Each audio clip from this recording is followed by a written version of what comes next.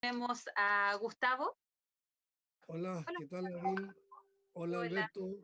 Hola, Nancy y amigos de este programa. Claro, más ratito se va a agregar Nancy Yáñez, que viene en camino, y me acompaña Jocelyn Macarena, y me va a acompañar en la conducción.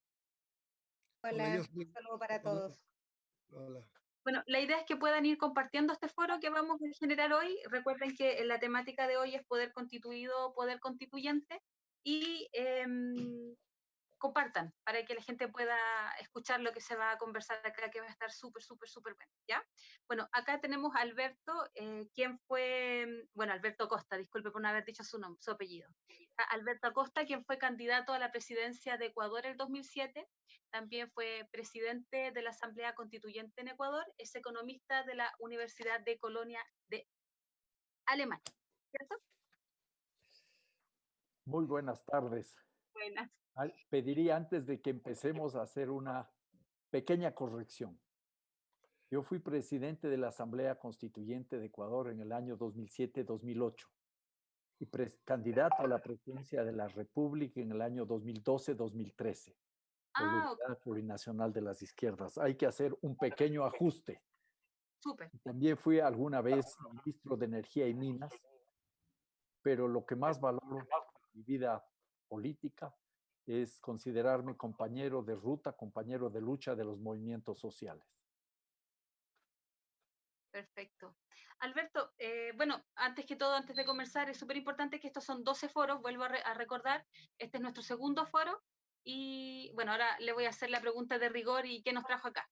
Bueno, en Chile, Alberto, nunca hemos tenido una constituyente, jamás en la historia de Chile.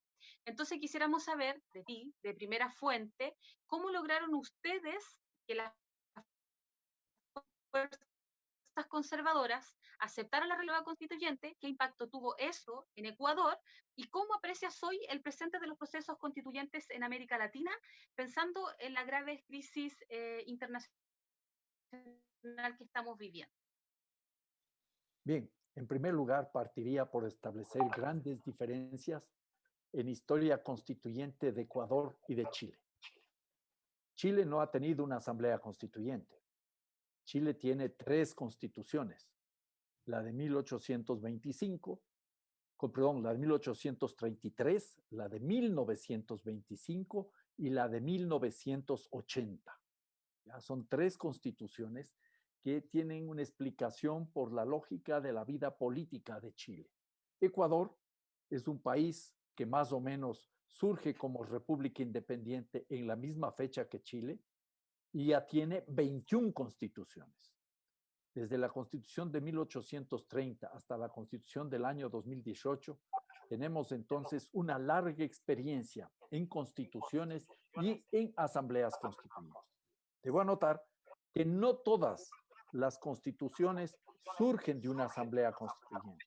En ocasiones ha habido constituciones que fueron elaboradas en el marco de regímenes autoritarios que luego entregaban la constitución a la sociedad. En el año 1977, por ejemplo, se elaboraron en el marco de la dictadura militar 2 constituciones, se actualizó la constitución de 1945 y se elaboró un nuevo texto y se le pidió a la sociedad que escoja entre las 2 constituciones. La constitución del año 2008, la que se elaboró en una asamblea constituyente, de la cual fui su presidente, tuvo una característica especial. Fue una constitución forzada al poder constituido en una consulta popular el día 18 de abril del año 2007 y luego se realizó todo el proceso constituyente con elección de asambleístas y se aprobó el texto que ya había sido elaborado y aprobado en el seno de la asamblea en un referéndum el día 28 de septiembre del año 2008. Esta es una característica muy importante en el proceso constituyente ecuatoriano. Yo anotaría que la experiencia nacional nos dice que incluso los grupos de poder en determinadas circunstancias, cuando se sienten con la capacidad suficiente para intervenir con la fuerza política, propician un proceso constituyente y eso ha ido generando un ambiente de poco respeto a la institucionalidad constitucional. Este número de constituciones no puede ser visto como un récord, sino como un grave problema que tenemos que resolver en Ecuador algún rato. Entonces, desde esa perspectiva, me gustaría empezar a hacer algunas reflexiones alrededor del tema planteado. Poder constituido o poder constituyente. Esto me remite a la discusión que hemos tenido en Ecuador, que ha habido en otros países como en Bolivia, como en Colombia, y por supuesto una discusión que ahora es muy actual en Chile, proceso con el cual yo me siento personalmente muy comprometido. Es una casualidad de la vida que ahora estemos nuevamente reunidos con Gustavo y espero que pronto se conecte y Nancy, con quienes ya tuvimos una conversación en Santiago de Chile hace exactamente 7 meses menos un día. Fue el 4 de diciembre del año anterior que nos encontramos en la Universidad de Santiago de Chile a discutir estos temas que nos atraen y nos invitan ahora a conversar. Y en estos 7 meses hay algunas diferencias. Hace 7 meses, las calles, no solo de Santiago de Chile, sino de América Latina, estaban llenas con la sociedad movilizada.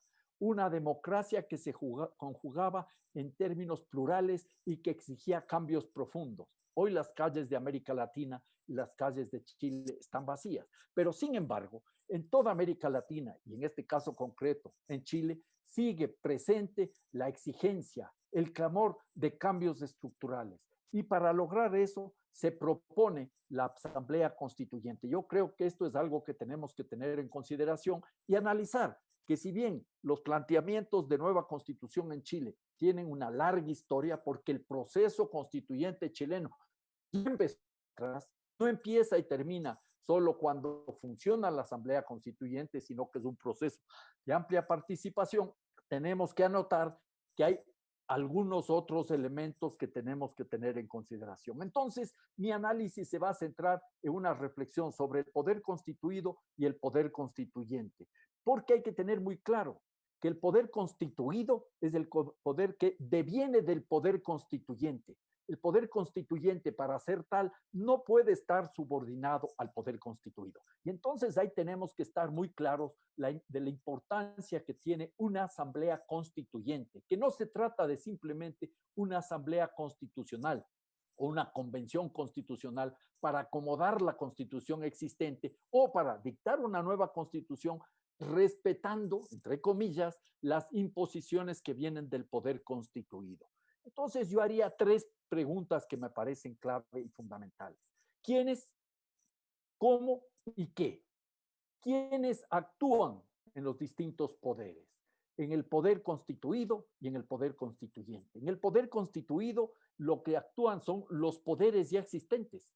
El gobierno, el Congreso Nacional o la Asamblea Nacional, las fuerzas que ya han configurado un escenario de poder, de gobierno y que están presentes en la vida actual. Ese poder constituido lo que va es establecer una serie de normas para que se desarrolle el proceso constitucional. Ya no hablaría de proceso constituyente, sino de un simple proceso constitucional que en determinadas circunstancias, voy a ser muy franco y categórico, puede ser positivo para mejorar en algo la estructura constitucional del país, pero eso no es suficiente. Y no se le puede engañar a la gente diciendo que el poder constituido es suficientemente capaz para introducir los cambios que debe asumirlos el poder constituyente. En ese sentido, para mí es fundamental rescatar que el poder constituido lo único que impulsaría serían reformas a la Constitución, cambios que muchas veces se hacen para que nada cambie y a la postre son parches. Sería como en el caso chileno, parchar la Constitución que se heredó de la dictadura del general Pinochet, lo cual, desde mi perspectiva, como ciudadano latinoamericano, lo digo comprometido con el proceso chileno, no sería suficiente, casi sería una tomadura del pelo. El proceso constituyente en esta pregunta del quiénes lo asume el pueblo en estricto sentido, y el pueblo ejerce el poder a través de la organización colectiva. El pueblo es el que tiene que generar las condiciones para que funcione una asamblea o una convención constituyente. Esto demanda democracia activa y participativa en la mayor cantidad de los espacios posibles. Por supuesto, va a haber una asamblea, una democracia representativa a través de los y las asambleístas constituyentes elegidas por el pueblo en la urna. Esto nos demanda también una acción democrática directa y ahí tienen que intervenir organizaciones políticas, por supuesto, movimientos sociales, esto es clave y fundamental, y tiene que traducirse esto también en una permanente movilización popular. Veíamos al inicio de este programa esa maravillosa movilización en las calles de Santiago de Chile de la gente reclamando asamblea constituyente. Esa es una forma de expresarse y de participar. Nancy, muy buenas tardes, muy buenas noches. Me alegra verte nuevamente. Nos encontramos hace ya, mencionaba yo, casi siete meses, menos un día en Santiago de Chile. Y hoy estamos reunidos a través de las redes virtuales. Entonces, estaba expresando esto, que es muy importante tener en consideración quién va a ejercer el poder constituyente. El poder constituyente no puede ejercer el gobierno, no puede ejercer el Congreso Nacional, sino tiene que ser el pueblo que escoge sus representantes en las urnas. Y aquí tenemos que aprender mucho de las experiencias de otros países. El caso de Ecuador, el caso de Colombia, el caso de Bolivia. En Colombia, por ejemplo, ¿qué es lo que se hizo? Se disolvió el Congreso Nacional para que pueda funcionar la Asamblea Constituyente. Se disolvió. No hubo Congreso Nacional y se eligieron después nuevos congresistas. Este es un proceso que es muy interesante tener en consideración. En el caso de Ecuador, no disolvimos el Congreso Nacional, lo cesamos y le dejamos cesante hasta que se realice la consulta popular a través de la cual, el referéndum a través del cual el pueblo aprobó en las urnas la nueva constitución. Si el pueblo habría negado la nueva constitución, pues entraba nuevamente en funciones el Congreso Nacional. Y en el caso de Bolivia, que es un ejemplo para sacar muchas lecciones y no cometer tantos errores, la vigencia del proceso, el poder constituido, el Congreso, y del poder constituyente, la Asamblea, provocó una serie de rupturas y de enfrentamientos que complicaron la aprobación de la Constitución al final, que fue aprobada con un arreglo entre los grupos de poder dentro del Congreso Nacional. Algo que sucedió en Ecuador en la Asamblea Constitucional del año 1998. ¿Cómo hacer esto? Es una pregunta muy clara. Desde el poder constituido, se sabe que el poder constituido, sea el Ejecutivo, sea el Congreso Nacional o los grupos de poder, los grupos fácticos de poder en definitiva, son los que norman, regulan y tutelan el proceso constitucional. Establecen normas y establecen reglas. Y en ese sentido, se le limita el funcionamiento al poder constituyente que no se llega a establecer. En el caso del poder constituyente, y esto es para mi modo de ver fundamental, Es el pueblo, en definitiva, el que a través de esta organización política que se llama asamblea o convención constituyente, el que determina y consigue poner en marcha todo el proceso de cambios que son necesarios y que deben llegar a una nueva constitución. Dicho de otra manera, el poder constituido tiene que ceder paso al poder constituyente. Y si no lo hace, el poder constituyente tiene que disputar esos espacios al poder constituido. Y para eso es muy importante, permítanme que hable del caso chileno, obtener un resultado contundente en el referéndum, que la mayoría de electores y de electoras se pronuncien a favor de la Asamblea Constituyente. Luego habrá que tener un buen bloque de asambleístas mayoritario en lo posible que impulse cambios que vayan más allá de las normas impuestas por el poder constituido, porque el poder constituyente sobrepasa al poder constituido y eso creo yo que incluso debería dar paso a replantear las normas y porque es la única manera para deconstituir el poder dictatorial de esa constitución que todavía vienen arrastrando ustedes desde 1980 con algunos ajustes de menor cuantía. Entonces, nos llevamos al punto final y con esto quiero ir cerrando ya mi intervención, luego de haber visto quiénes intervienen, cómo intervienen y qué es lo que se puede hacer. En el poder constituido hay límites. Se establece lo que se puede cambiar y lo que no se puede cambiar, y de múltiples maneras. Límites expresos o límites que van configurándose a través de presiones externas. He leído en el caso chileno, porque le sigo lo más que puedo, todas aquellas manifestaciones de los grupos de poder económico que expresan su preocupación por las normas constituyentes que puedan aparecer a la postre y que podrían poner en riesgo el funcionamiento de la economía. Es una forma de establecer límites. Hay otros límites ya establecidos en las distintas concesiones que está haciendo el poder constituyente, el ejecutivo, el poder constituido, el ejecutivo y el Congreso Nacional a la realización de la Asamblea Constitucional o Convención Constitucional.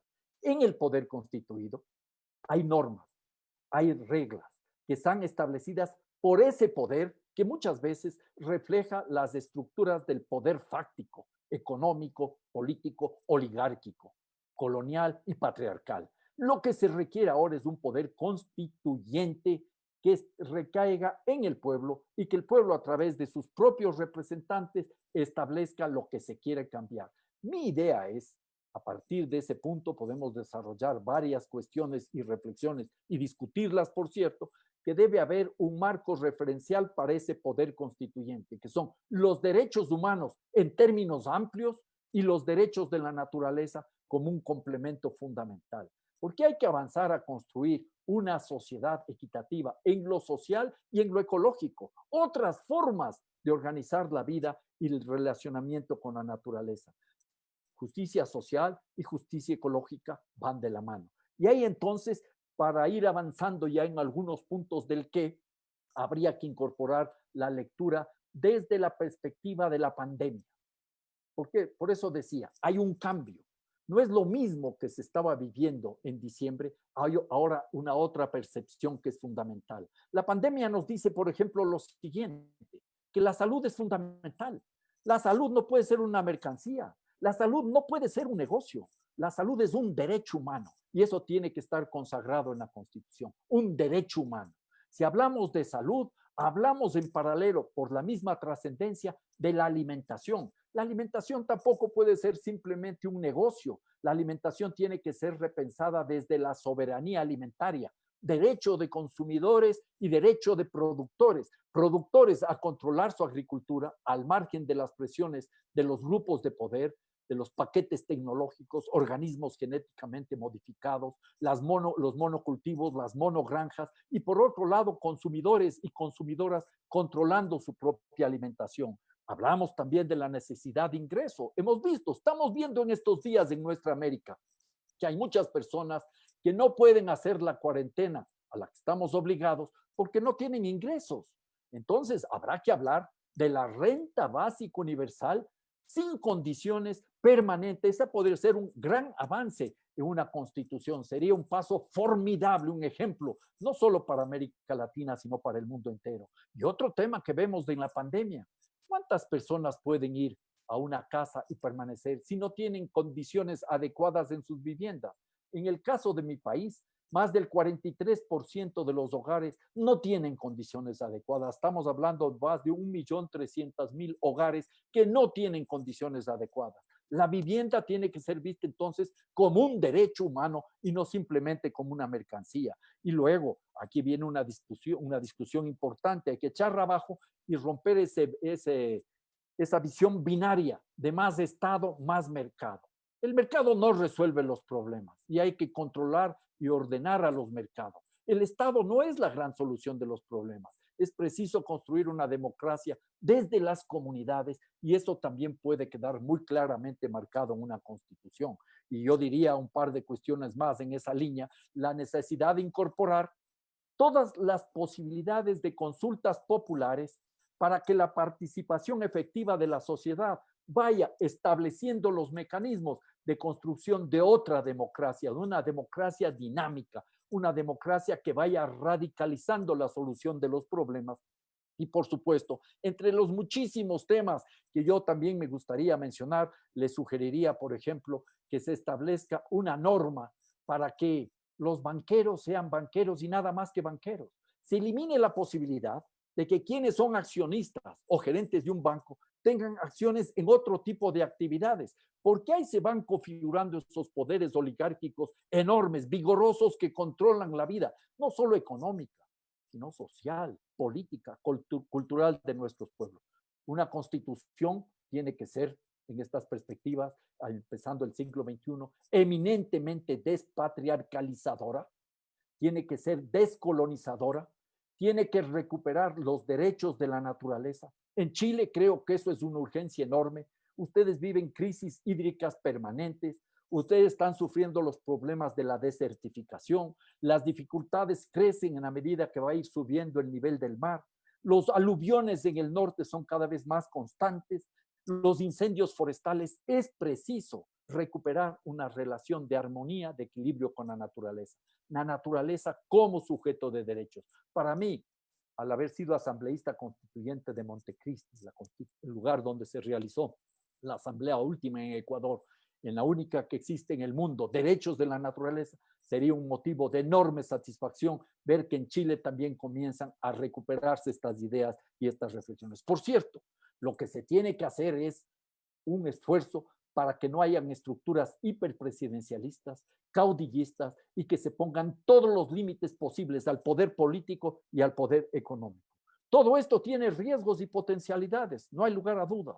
No nos engañemos, un proceso constituyente puede conducir a un camino sin salida o inclusive ser un abierto fracaso en la medida que los grupos de poder, empeñados en cambios para que no cambie nada, coopten dicho proceso.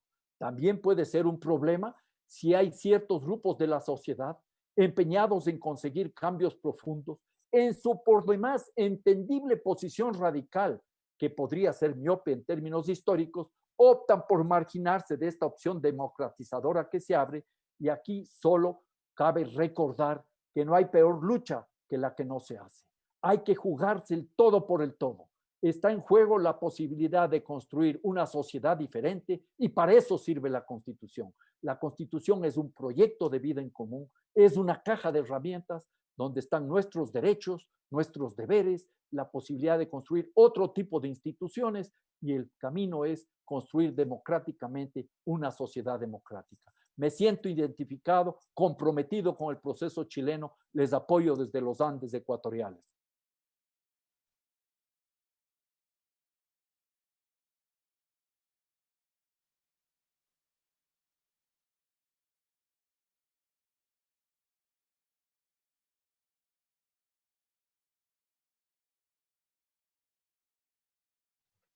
Abril, ¿estás ahí?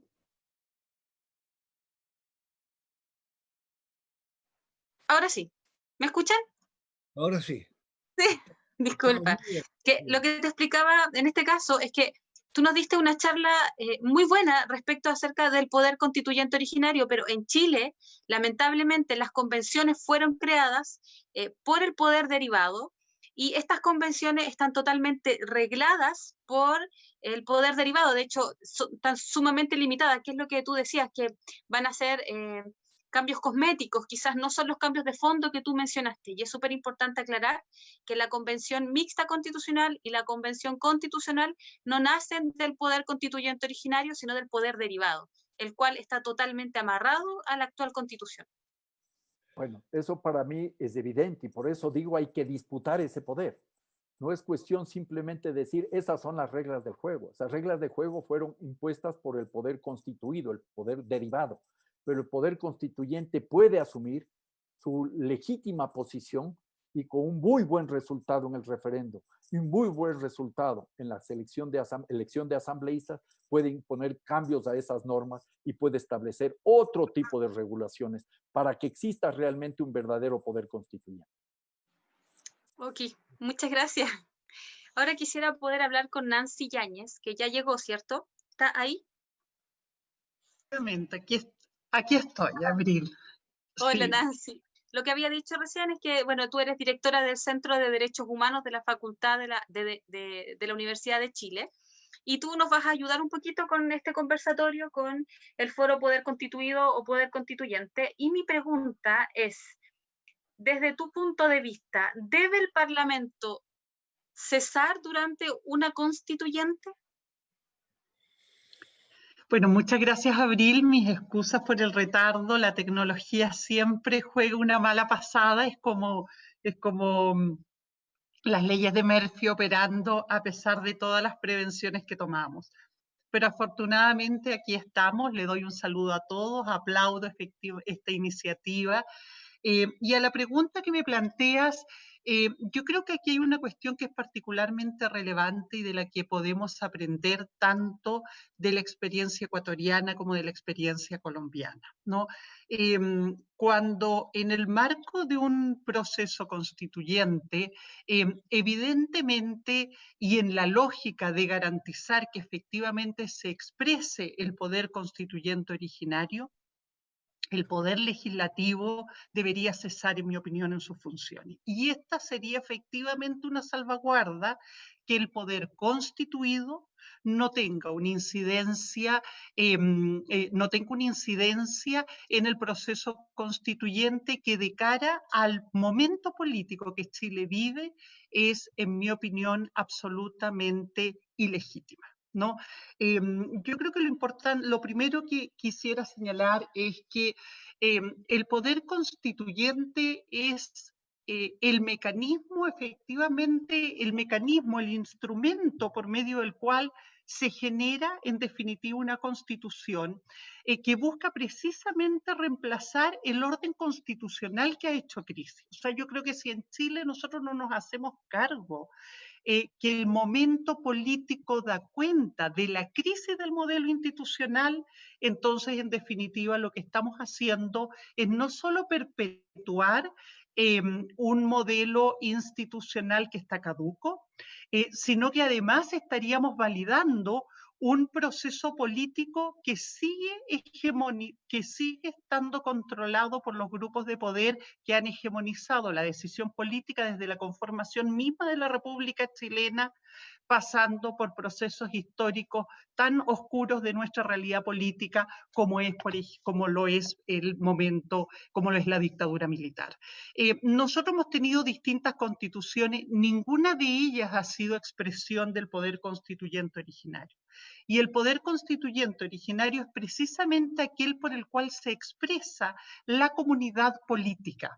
Yo diría, en primer lugar, aquí se expresa efectivamente el pueblo ejerciendo el derecho fundamental a la libre determinación, y es por eso que lo que valida y legitima esa voluntad política originaria es precisamente la autonomía con la cual puede expresarse.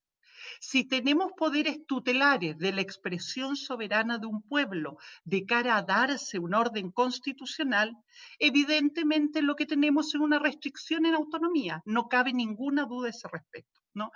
Ahora, expresado el poder constituyente en forma a través del cual tenga la plena libertad para definir cuáles van a ser, en definitiva, las bases institucionales de nuestra vida política y, por lo tanto, la forma en la que se va a distribuir el poder político y la forma en que se va a ejercer.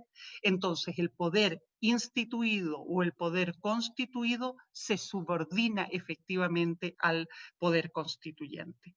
El poder constituyente en la forma como ha sido concebido por la doctrina constitucional, en definitiva, tiene dos elementos que me parece que son fundamentales. Uno es la base del principio de legalidad. O sea, pensar en un Estado de Derecho en donde no ha sido la voluntad soberana del pueblo la de que ha definido las reglas en torno a las cuales se va a regular la vida social, en definitiva, tiene un problema básico de legalidad y de legitimidad, porque es precisamente este marco jurídico originario el que permite establecer las reglas del juego y subordinar efectivamente a los poderes fácticos al cumplimiento de la Constitución y de las leyes. El segundo punto que me parece que es fundamental en este punto es que solo en la medida en que el orden constitucional está definido por el poder constituyente legítimo, nosotros realmente podemos pensar en que hay un principio de subordinación al orden constitucional y por tanto una verdadera democracia. Nosotros lo que hoy día tenemos es un orden constitucional generado de facto por un gobierno instaurado en el marco de un golpe militar que sirroga el poder constituyente, ¿no? Que confisca el poder constituyente soberano del pueblo y se lo adjudica a efectos de establecer una constitución que es absolutamente autoritaria en su marco normativo, a efectos de efectivamente garantizar la hegemonía y el control de ese poder político autoritario, y totalmente liberal en el orden económico para garantizar que los grupos de poder político y económico funcionales a esa dictadura finalmente puedan en definitiva seguir profitando de sus privilegios y beneficios. Eso es lo que tiene la Constitución política chilena. Entonces, es en ese marco en el cual de alguna manera este modelo sigue estando perpetuado en el poder instituido.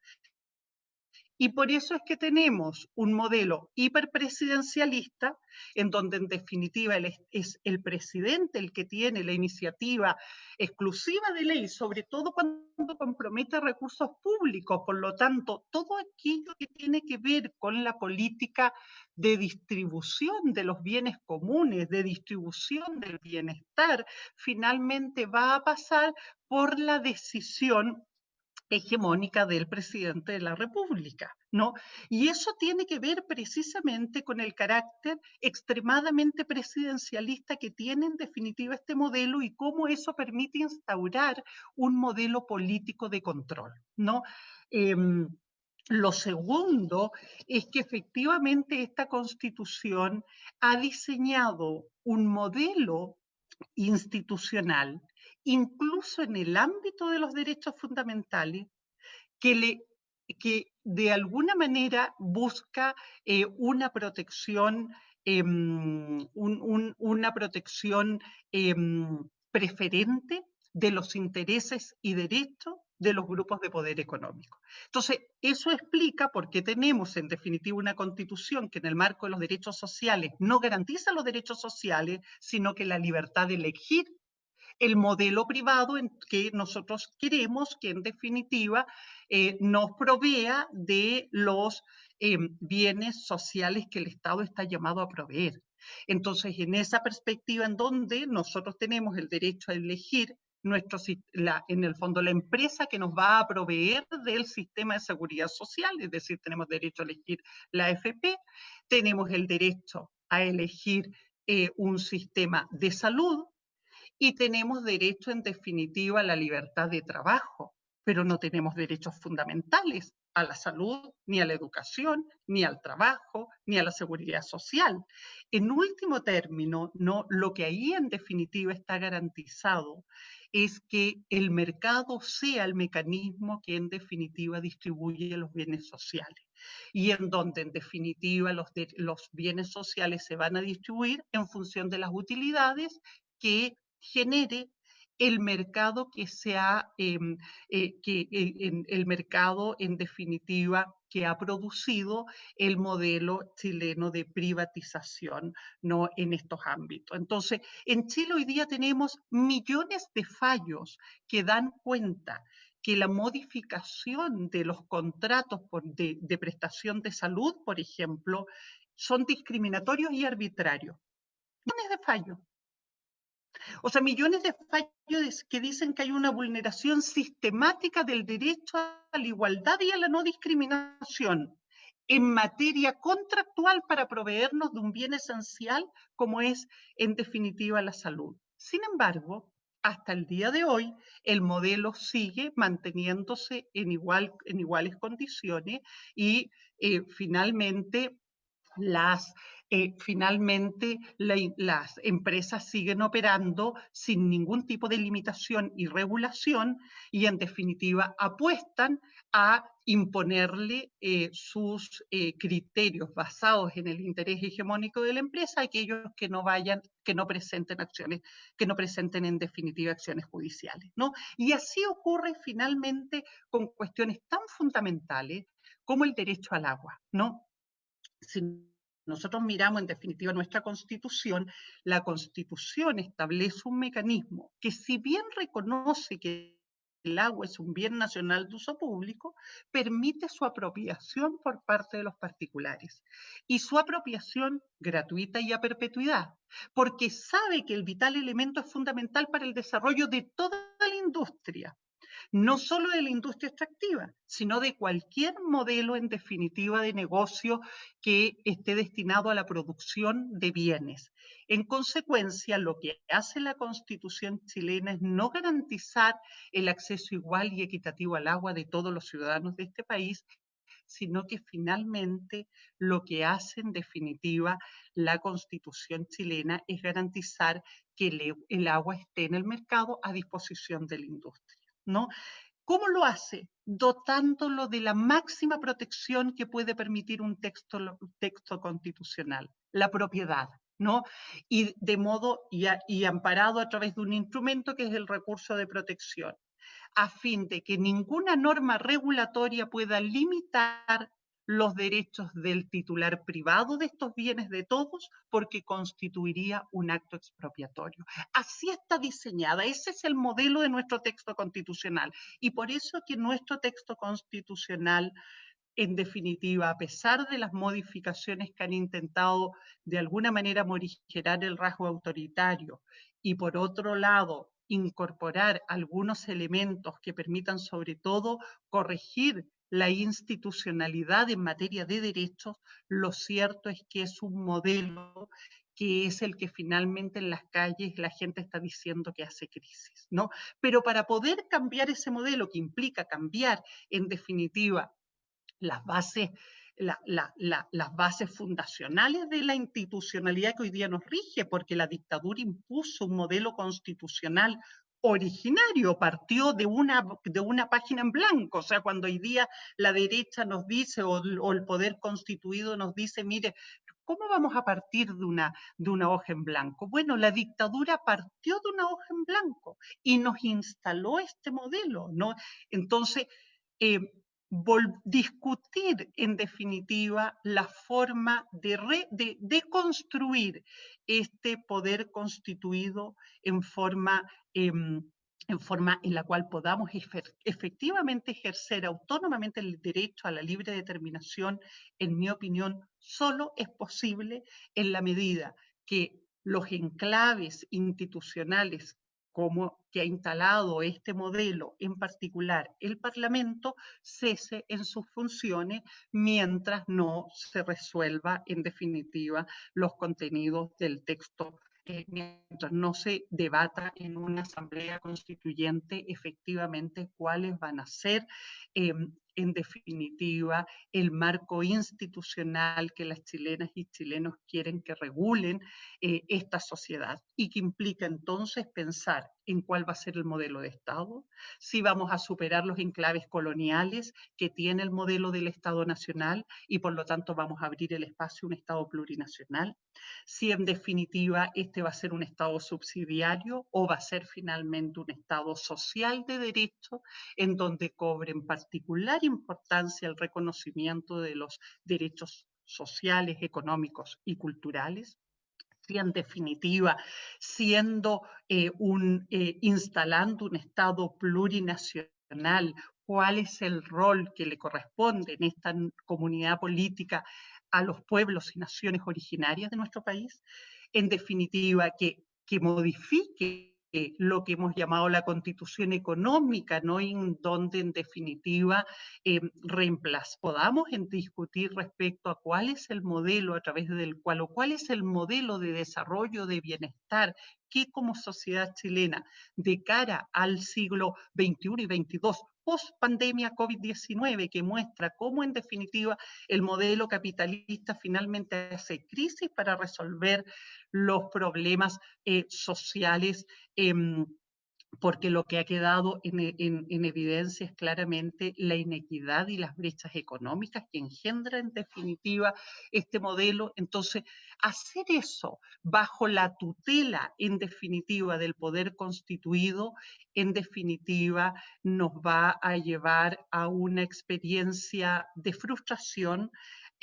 Yo creo, y en esto concuerdo con Alberto, en que nosotros podemos retomar el control sobre el poder constituyente, ejercer efectivamente el poder constituyente originario por la vía de votar efectivamente la convención constituyente en el plebiscito, por la vía efectivamente de lograr una representación plural como lo es la sociedad chilena en el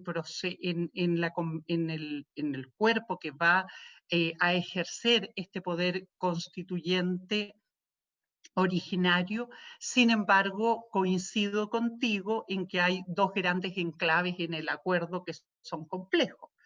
Y yo diría que el más complejo, en definitiva, uno de ellos tiene que ver con la forma a través de la cual vamos a poder elegir a los asambleístas constituyentes. Y ahí evidentemente la posibilidad de que asambleístas no vinculados a los grupos de poder, incluyendo dentro de ellos a los partidos políticos hoy día en una gran crisis de legitimidad, pudieran efectivamente estar representados, ¿no?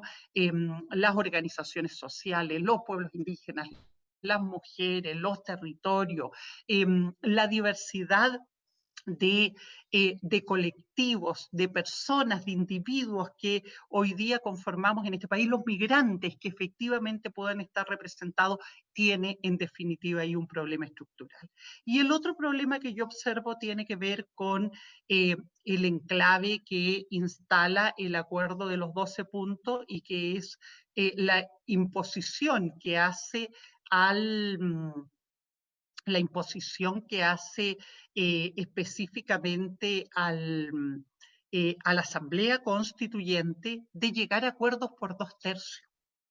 Y no porque esté en desacuerdo con que los acuerdos se tomen por una mayoría de ese quórum, sino porque es algo que corresponde efectivamente al cuerpo constituyente, que no puede ser determinado por el poder constituyente derivado. O sea, el poder constituyente derivado no puede imponer las reglas de la deliberación política de la Asamblea Constituyente. Y ahí, evidentemente, es donde está la expresión más clara de la intervención que el poder constituyente derivado pretende, en definitiva, generar sobre la Asamblea Constituyente, porque finalmente está apostando a que va a poder controlar los 2/3. o sea, finalmente está apostando a que va a poder colocar en último término un veto de minoría en el proceso de debate, ¿no?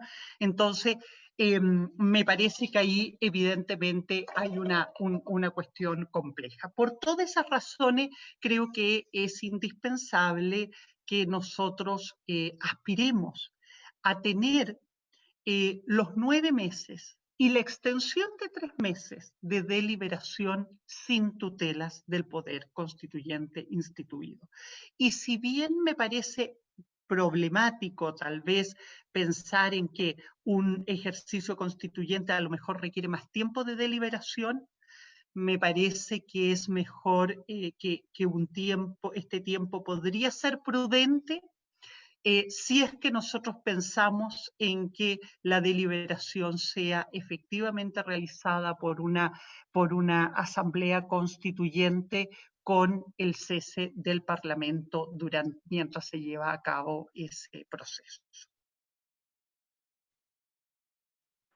Perfecto, Nancy, muchas gracias. De todas maneras, siempre cabe aclarar que las convenciones no son una asamblea constituyente. No cumplen con lo mínimo de ser asamblea constituyente porque nacen del poder derivado.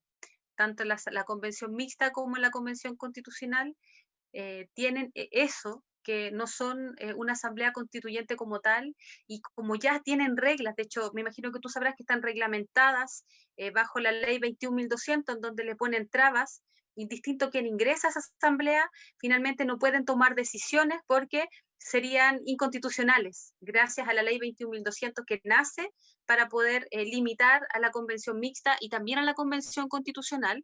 Por ende, los que participan, como dice el Acuerdo por la Paz, no son ciudadanos constituyentes, son convencionales, porque no cumplen ni siquiera con los parámetros mínimos de una asamblea constituyente. Para lograr todo lo que tú nos mencionaste en tu charla, va a estar re difícil con esas convenciones. Y es por eso que, como decía Alberto Acosta, hay que pelear por una asamblea constituyente y hacer válido nuestro poder constituyente originario. ¿Me escucha?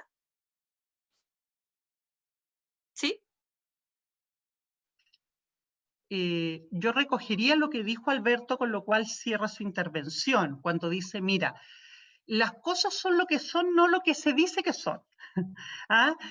Yo creo que aquí hay un proceso político por delante en que nosotros también podemos, en definitiva, dispararnos al pie cuando decimos, mira, una convención constituyente no es una asamblea constituyente, ¿no? Lo que no, o sea, podría decir asamblea constituyente, yo digo, independiente de que diga convención o asamblea constituyente, el problema está cuando el poder constituyente derivado pretende reglar, en definitiva, el proceso deliberativo de ese cuerpo constituyente. Ahora, ese cuerpo constituyente es extrajurídico, es anterior a lo jurídico, y es un acto de soberanía política en el fondo de la comunidad política representada por el pueblo. Por lo tanto, a mí me parece que, compartiendo tu énfasis, creo que también hay que hacer un énfasis en el sentido de que este proceso que se ha generado a partir del estallido social y que tiene una expresión soberana en las urnas y en el proceso mismo de conformación de la Asamblea Constituyente, no está, en definitiva, regulado por el poder, no tiene por qué estar regulado por el poder instituido, porque en último término, en definitiva, el poder instituido no tiene facultades para limitar el poder constituyente originario. Entonces hay un vicio, en definitiva, o sea, que lo que le pasó finalmente a la Asamblea Constituyente colombiana, ¿no? La Asamblea Constituyente colombiana, al igual que la chilena, no estaba legitimada por el poder instituido. Sin embargo, en la práctica no tuvo más opción que el reconocimiento. Y el reconocimiento lo hizo la Corte Constitucional, ¿no? Entonces, me parece que hay aquí un proceso político que es complejo, no cabe ninguna duda, pero que sigue siendo un escenario de disputa con el poder instituido. No es que no han ganado todavía la disputa. Ok, muchas gracias, Nancy. Ahora me gustaría pasar a Gustavo. Gustavo, ¿estás por ahí? ¿Gustavo? Hola, estoy aquí. Gusto de oírlos Hola, y ver. Gustavo. Hola de nuevo. Aquí nos encontramos nuevamente. Hola, Gustavo, mira, Alberto. Sí, hola, Abril. hola, hola. Gustavo, mira, a mí me gustaría, en tu condición de coordinador nacional del movimiento Asamblea Constituyente, me gustaría que tú nos pudieras ayudar un poquito a entender cómo deberíamos enfrentar el plan de las cúpulas y el gobierno con el acuerdo por la paz, que es más o menos lo que estaba hablando recién con Nancy. Por favor, Gustavo.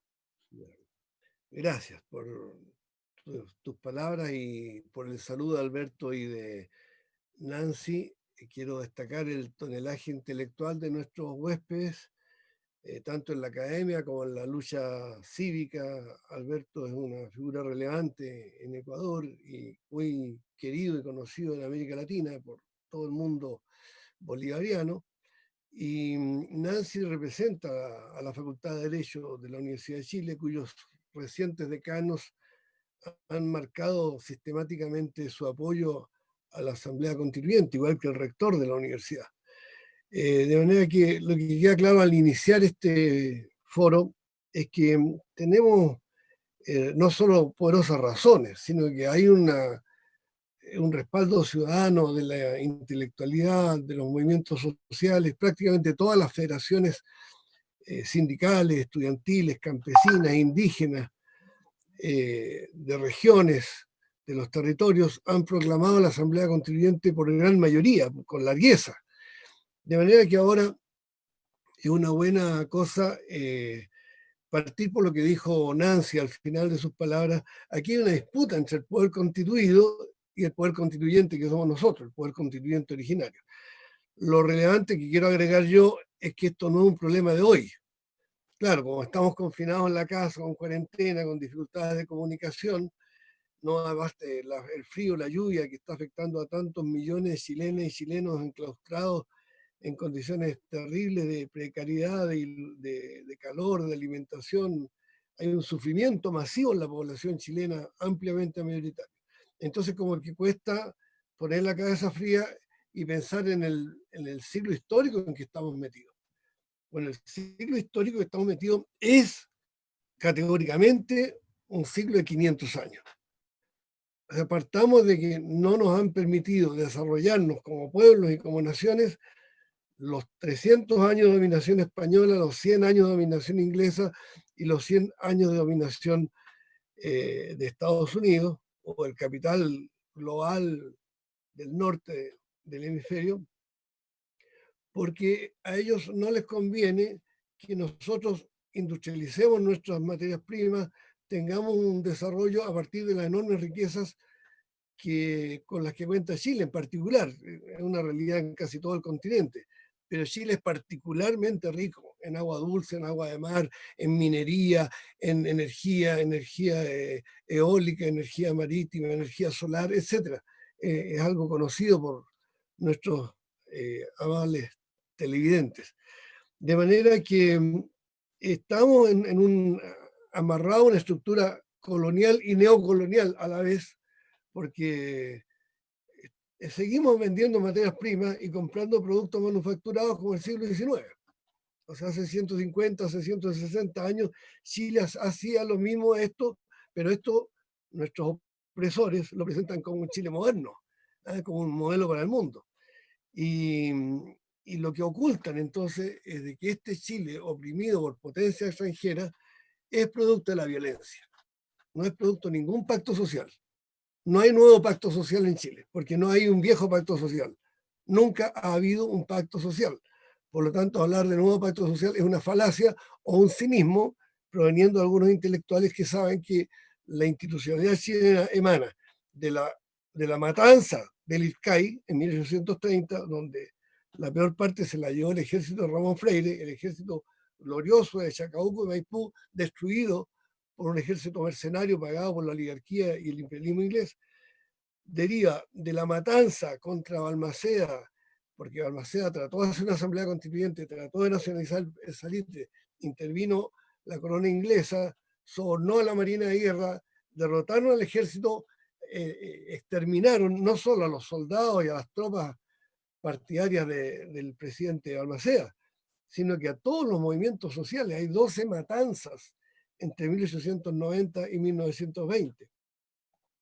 Y finalmente, entonces, hay una intervención que implica el bombardeo de la moneda con el presidente adentro, la muerte del presidente, un aniquilamiento extensivo a todas las fuerzas que sustentaron el proceso de la Unidad Popular, y sobre esa sangre derramada, sobre esa violencia, que no es una violencia de un grupo de la élite chilena, es una violencia ordenada por el presidente de los Estados Unidos, Richard Nixon.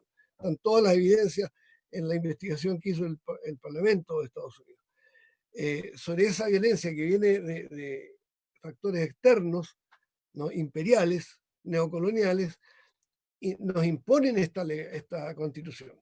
Claro, la constitución tiene la firma de Pinochet, Matei, Merino y Mendoza, y después la tiene la firma de Lagos, ¿no? Para el caso es lo mismo que la firme. Es la constitución hecha por el poder fáctico interno que está manipulado, dirigido, controlado por el poder fáctico transnacional.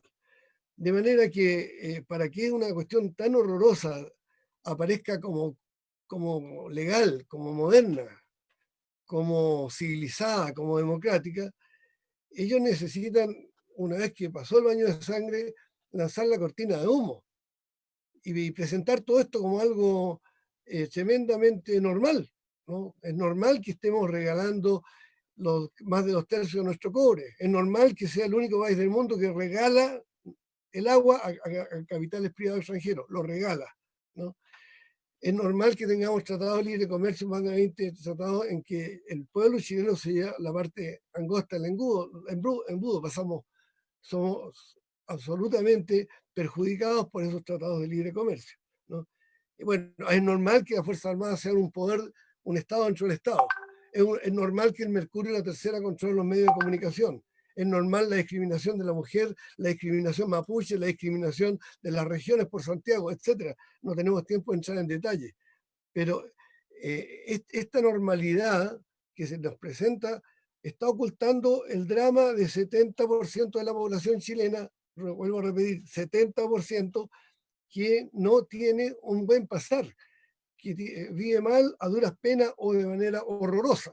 No vamos a hacer una disquisición fina en eso, pero es la gran mayoría, y ahora con el coronavirus, evidentemente, el sufrimiento de gran parte de esta población hace que la gente crea que es su problema, que es su estado físico, su remedio, su culpa.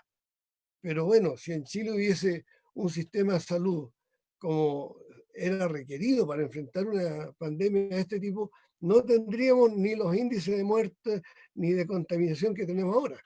¿Por qué tenemos que tener la cantidad de muertos que tenemos si Vietnam tiene 90 millones de habitantes y tiene un muerto? O sea, es claramente un problema de negar los recursos. La política que hizo el ministro Mañalich era porque no había recursos para tomar a cualquier persona contaminada, hacerle la trazabilidad, visitar a sus parientes, internarlo en una clínica bajo buenos cuidados. Esos recursos existen para haber tomado a todos nuestros enfermos de COVID-19 y haberles dado el tratamiento adecuado y no tener que estar lamentando lo que estamos viendo ahora. Pero no, había que defender a las empresas extranjeras que se llevan nuestro cobre, nuestro oro, nuestro litio, nuestro mar, ¿no?, nuestra agua dulce, nuestros bosques, la pesca, ¿no?, que se llevan los fondos de la AFP, el capital financiero. Todo eso es intocable. Claro que no hay recursos porque estamos regalando esos recursos. Entonces el tema aquí es que la Asamblea Constituyente no es para hacerle una pequeña arreglo cosmético a la constitución actual y al ordenamiento actual, porque el desorden actual no se basa en la constitución, ese es otro mito. Chile no es un Estado de Derecho, Chile es un poder fáctico, transnacional e interno. Opera más el poder fáctico que el derecho positivo, ¿no? Y por lo tanto, la tarea nuestra de hoy, para eso este foro, es encender una luz ahí, abrir la ventana, abrir la visión de que la gente no siga creyendo que es una fatalidad que tengamos los muertos y los contaminados que tengamos el confinamiento que tenemos, sino que podría no haber sido así si esos recursos que hemos regalado, particularmente el año 90 en adelante, porque la privatización de las empresas extranjeras de nuestros recursos mineros se produjo eminentemente desde Patricio Aylwin, Ricardo Lagos, Frei, Bachelet, Piñera, Bachelet, ¿no? Si eso no hubiera ocurrido y nosotros siguiéramos con el cobre 100% nacionalizado, bueno, perfectamente con las utilidades que hoy día tiene una empresa extranjera, en un año tendríamos toda la crisis del COVID totalmente resuelta. Entonces, ¿cómo lograron ellos que tanta gente se someta a este modelo de opresión? Con mucha propaganda, con mucho engaño, diciendo que somos un oasis, que somos un modelo para el mundo. Y toda la prensa norteamericana, como Estados Unidos se nutre de los fondos previsionales de la AFP, 280.000 millones de dólares, ¿no?, anuales. Por supuesto, ellos dicen que este modelo es maravilloso y la prensa norteamericana en el mundo dice que Chile es un ejemplo para el mundo. Pero ese modelo y esa fachada de país moderno se derrumbó. Se acabó. Aquí ya no hay, nadie le va a escuchar a un académico, a un teórico que venga a decir que Chile tiene un modelo de economía a exportar o un modelo de transición a exportar. Fracasó el modelo económico y fracasó el modelo institucional. La constitución hecha para prolongar el modelo impuesto en dictadura no sirve porque el modelo no sirve. Y no sirve en Chile, no sirve en Argentina, no sirve en Estados Unidos, no sirve en el mundo. Se está derrumbando todo eso. Por lo tanto, es urgente que nosotros hagamos valer nuestra potestad de poder constituyente originario y terminemos con todo este servilismo al Fondo Monetario, a las grandes empresas extranjeras, al gobierno de Estados Unidos. Eso que el presidente de la República de Chile vaya a arrodillarse ante Trump y le muestre una banderita chilena puesta con la estrella número 51 de los Estados Unidos de Norteamérica, ¿no? Por ese crimen que ha hecho el presidente debería ser juzgado, no porque es un crimen político, es la renuncia abyecta a la soberanía nacional, ¿no? Sin embargo, el señor ahí aparece como víctima ahora y transgrediendo él mismo las propias ordenanzas que ha hecho en materia de protección de la salud pública con sus peregrinaciones publicitarias, ¿no? Y ahora entonces tenemos que tratar de que los árboles no nos impidan ver el bosque, que no sea que el coronavirus nos impida ver este proceso largo, estos 500 años, y en particular los últimos 30 años en que Chile se ha transnacionalizado más que nunca en toda su historia. O sea, nunca, como en estos 30 años, nuestros gobernantes nos hayan transferido el patrimonio nacional a potencias extranjeras. Entonces, para defender toda esa obra, ellos no estaban preparados después del 18 de octubre y el 25 de octubre, ¿no? Esa multitud gritando asamblea constituyente, la consigna más importante, más masiva, más coreada en todas las marchas dentro y fuera del país, ¿no? Porque muchos chilenos en Europa, tenemos más de 1,5 millones de chilenos en el extranjero, ¿no? Ellos también marcharon y nunca nos olvidemos que son nuestros hermanos. Bueno, esa potencia, ellos tenían urgencia en desactivarla, porque ahí estaba el poder constituyente originario, lo ha dicho con todas sus letras un jurista muy competente, don Hernán Montalegre, profesor de Derecho Constitucional, que ha dicho en las marchas de la Alameda y en las grandes capitales, en las principales ciudades de Chile, estaba ahí el poder constituyente originario. Con ese poder constituyente originario, evidentemente podríamos llamar a una asamblea constituyente, pero todavía estamos muy desorganizados, todavía estamos muy divididos y todavía tenemos profetas, lamentablemente intelectuales y dirigentes sociales, que en cuanto les crearon la posibilidad, ¿no?, de ser candidatos a algo, ¿no?, se dieron vuelta a la chaqueta y optaron por apoyar este mal llamado acuerdo de paz. Yo quiero subrayar ante nuestros auditores y televidentes de que el 10 de noviembre el presidente Piñera anunció que llamaba, después de haberse contradicho muchas veces, después de haber errado, andaba con palos de ciego, no le resultaba nada bien, así como sacando de un conejo debajo del brazo, ¿no? Anunció que la nueva constitución se haría en el Parlamento. Entonces, el 11 de noviembre le contestan la nueva mayoría más el Frente Amplio, 14 partidos, y le dicen, no, señor presidente, la nueva constitución no se puede hacer en el Parlamento, hay que hacerla en una asamblea constituyente. Lo voy a repetir porque muchos auditores de dentro y fuera del país no saben esto, no se acuerdan que hubo 14 partidos que dijeron en una declaración pública que Piñera tenía que llamar a una asamblea constituyente. ¿Por qué no se acuerdan? Porque al otro día de esa declaración que produjo espanto en la élite dominante, vinieron los poderes fácticos, no sé a qué hora ni cómo, pero presionaron a estos 14 partidos, ¿no? Y el día 15 de noviembre, 3 días y medio después de esta declaración de demanda a una asamblea constituyente, los mismos partidos, salvo 2 o 3 que no fueron invitados a la fiesta, declaran que apoyan el acuerdo de paz y el llamado a una convención mixta o a una convención constitucional. Aquí la figura jurídica es bien clara. El poder constituido quiere mantenerse, quiere continuar sus privilegios, quiere seguir protegiendo, como lo han hecho en estos 30 años, la propiedad extranjera basada en la sobreexplotación del trabajo de los obreros, basada en la sobreexplotación de la naturaleza, en la discriminación del trabajo femenino, del trabajo mapuche, en la opresión sobre las regiones. Esa figura, ese sistema que ha operado en estos 30 años, ellos quieren salvarlo. Al salvar ese sistema se salvan ellos como diputados y como senadores. No olvidemos que tienen los sueldos más altos de toda América Latina, ¿no? Incluso con el descuento que se acaban de hacer hace 3 días, siguen siendo los sueldos más altos de América Latina. Son unos privilegiados. Y el acuerdo de paz es para salvarse ellos, como casta privilegiada de la sociedad chilena. Y le han vuelto la espalda a los millones que desfilamos el 18 de octubre y el 25 de octubre, y lo han hecho de una manera insolente, grosera, antidemocrática e inconstitucional. Han dicho, nosotros somos el poder constituyente, ¿no? Entonces, amarran entre 4 paredes un proyecto que está destinado a impedir por 100 años más que nunca en Chile exista asamblea constituyente.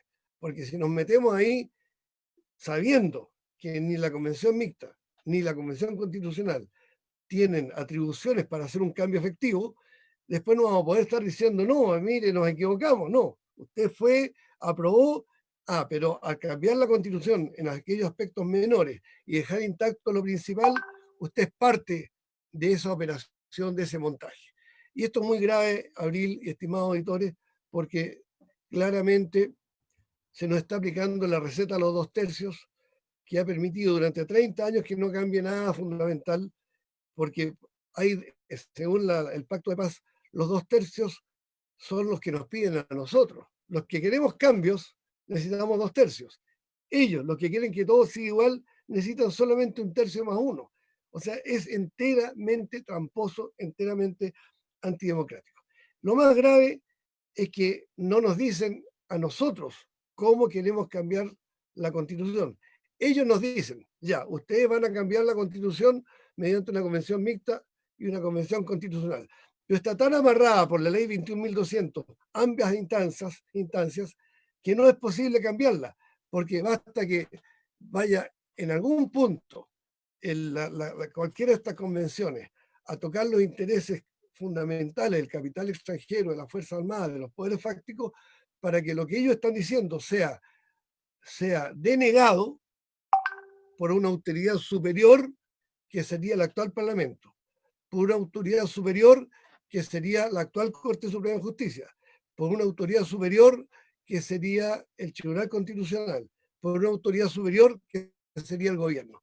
Es decir, no es una convención, por algo se llama constitucional, porque está amarrada a la constitución actual de Pinochet. No se llama constituyente porque no constituye, no está generándose de abajo arriba, sino que está hecha de arriba abajo. Ahora, como se trata de engañar y hacer trampas y mentir y mentir y mentir, que algo queda en su propaganda, el propio Piñera, cuando anunció la ley 21.200 el 24 de diciembre, en su discurso leído ante todo el país, él habla 2 veces de que esto es una asamblea constituyente.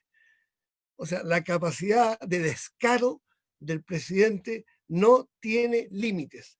Presenta como proceso constituyente y como asamblea constituyente algo que es exactamente la negación de la asamblea constituyente. Bueno, creo que eso redondea las cosas, creo que estoy en mi tiempo. Si me das un minuto nada más para señalar que nosotros, como decía nuestra amiga Nancy, no vamos a mirar para el techo, no nos vamos a cortar las venas, no nos vamos a poner a llorar. Nosotros vamos a tomarnos la urna y cuando nos pase la papeleta 1, vamos a poner ahí Asamblea Constituyente, vamos a hacer un signo más, y en la papeleta 2 vamos a votar por la Asamblea Constituyente.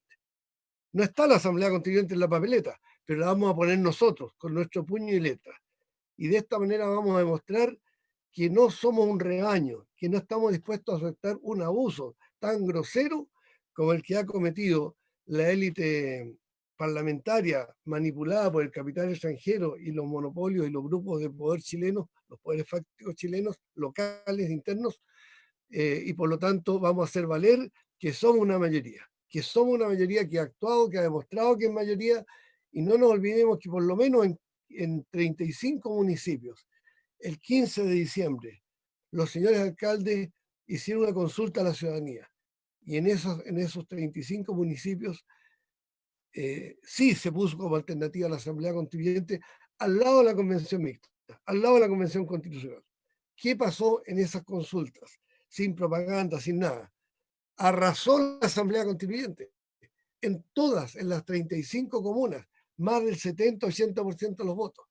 Con ese antecedente, vuelvo a decir, 15 de diciembre del 2019, el 24 de diciembre, Piñera dicta la ley 21.200 en que la opción que está más demandada, más exigida por el pueblo chileno, que es la Asamblea Constituyente, no está.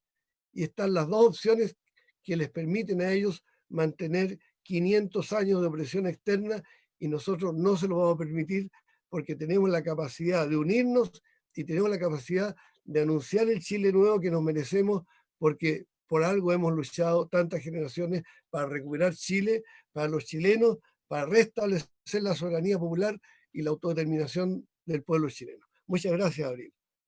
Perfecto, Gustavo, muchas gracias. Ahora me gustaría pasar a Jocelyn, que nos va a ayudar a que ustedes puedan responder las preguntas del público. Por favor, máximo 5 minutos por panelista para poder responder esas preguntas. Jocelyn, debes prender el micrófono. Muchas gracias, Abril.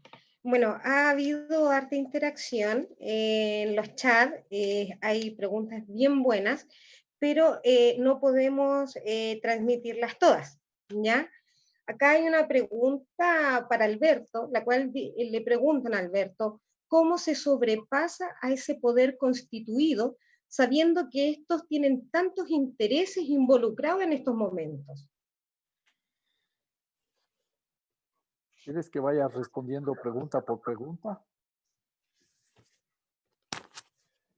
Estimado, seleccione esa para usted. De acuerdo, no hay problema. Va a haber una consulta.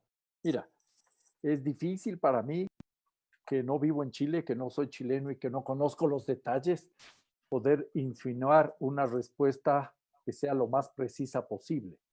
Pero claro, aquí viene la discusión y en la práctica, cómo superar el poder constituido.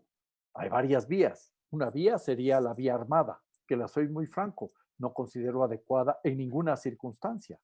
Tampoco se puede esperar que prospere una suerte de golpe de Estado y que así se llegue a una suerte de poder constituyente que sería también una graciosa concesión de quienes toman el poder del gobierno. Entonces, este rato creo que en Chile hay un camino planteado que no es el mejor, no es el más adecuado, pero que puede ser analizado con detenimiento. Yo creo que habría que reflexionar sobre la conveniencia de ganar la Asamblea Constituyente a través del mismo proceso tramposo, como dice Gustavo, planteado por los poderes fácticos.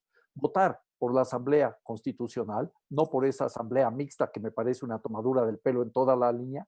La otra también es tramposa, pero el hecho sería que ese voto sea masivo y que no se quede luego algún porcentaje importante de la votación perdido en las urnas, porque podría ser que decir que yo voto por una asamblea constituyente al escribir así en la papeleta, que se anule ese voto y que ni siquiera sea contabilizado como tal, sino como un voto nulo. Quizás la alternativa podría ser, recogiendo la experiencia colombiana, si es que hay cómo, llegar con una papeleta adicional, que fue la 7ª papeleta en Colombia, porque en esa época en Colombia el Consejo Nacional Electoral no es el que daba las papeletas, sino que la ciudadanía venía ya desde su casa con las papeletas ya definidas, impresas, que había que conseguirlas antes. Entonces llegó con una 7ª papeleta y tuvieron que contar esa 7ª papeleta. Anular el voto poniendo yo constituyente puede ser un peligro. Ahora, esto no resuelve los problemas si es que no se puede hacer así. Se podría establecer con la participación masiva de la juventud unas mesas paralelas donde la gente exprese su decisión fuera de los recintos electorales de apoyar un proceso constituyente. Es un camino. Y yo coincido con Nancy, porque esa es la experiencia ecuatoriana, esa es la experiencia colombiana. Lo que hay que hacer es cesar desde la Asamblea Constituyente. La Asamblea Constitucional tiene que erigirse en Asamblea Constituyente con el respaldo mayoritario de la gente en las urnas y en las calles. Yo coincido con lo que dice Gustavo. Ya hubo un poder constituyente que se expresó, un poder constituyente originario en las calles, y eso que tiene que volver a mantenerse y tiene que estar permanentemente presente durante todo el tiempo que dure la Asamblea Constituyente. Y hay que conseguir entonces romper con la fuerza del pueblo organizado, del pueblo en tanto poder constituyente, al poder constituido. Hay que cesar al Congreso Nacional. Nosotros le cesamos, los colombianos le disolvieron al Congreso Nacional.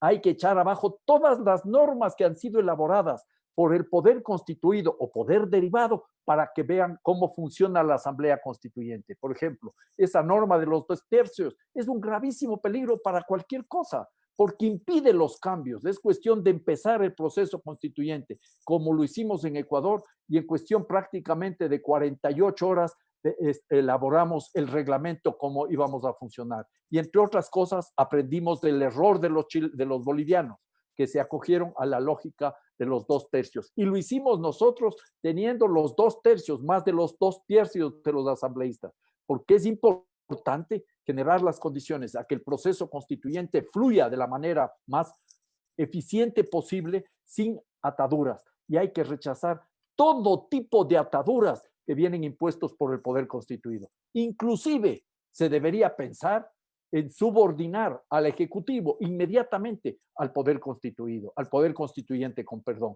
porque esas son las normas de juego. Nadie nos va a regalar nada, ni en Chile, ni en Ecuador, ni en ninguna parte. Los que tienen el poder van a defender sus privilegios hasta con los dientes. Hay que aprovechar todos los espacios que se abren como una oportunidad para el cambio. Más no podría decir, simplemente comunicarles, transmitirles mi deseo de que esto sea un éxito para el pueblo chileno, que será también un éxito para toda nuestra América. Muchas gracias, Alberto. Tengo 2 preguntas que son bastante relevantes. Las voy a hacer las 2 juntas y les recuerdo que tienen 5 minutos para contestarlas. Una de ellas es ¿por qué? Porque acá surge mucho la pregunta, la gente acá en Chile no se maneja mucho. Entonces, ¿por qué en un proceso constituyente el Parlamento debiese dejar de funcionar? Ya sea que se suspenda o que cese sus funciones o se cierre. Y la otra pregunta, que es muy importante, que la gente necesita saber, es ¿cuál es la diferencia entre convención constitucional y asamblea constituyente? Muy rápido voy a dar una respuesta a las 2 preguntas que me parecen claves. La primera, desde la experiencia ecuatoriana. Nosotros tuvimos una asamblea constitucional en el año 1997 que concluyó en el año 1998 y funcionó en paralelo con el Congreso Nacional. Cuando la Asamblea Constitucional trató de confirmarse como Asamblea Constituyente, ya fue tarde, porque no lo hizo al principio. El Congreso Nacional, en contubernio con el Ejecutivo, le retiró incluso el lugar en donde estaban discutiendo, que era la Academia de Guerra del Ejército. Y entonces, al no tener lugar físico donde discutir, terminaron en una universidad. Y solo sería el nuevo presidente el que en agosto del año 1998 puso en vigencia la nueva Constitución. la presencia del poder constituido y el poder constituyente al mismo tiempo no funciona, genera problemas y genera enormes dificultades. Por eso lo que yo sugiero es que se cese al poder constituido, al Congreso Nacional, que se le subordine al Ejecutivo, por supuesto, inclusive pensando en otro presidente de la República o una presidenta de la República nombrada transitoriamente por la Asamblea Constituyente. Y la diferencia entre una Asamblea Constitucional y una Asamblea Constituyente, o llámese Convención Constitucional o Convención Constituyente, que para mí no tiene mayor relevancia, sino el hecho de que si va a funcionar el poder constituido o el poder constituyente, es evidentemente enorme.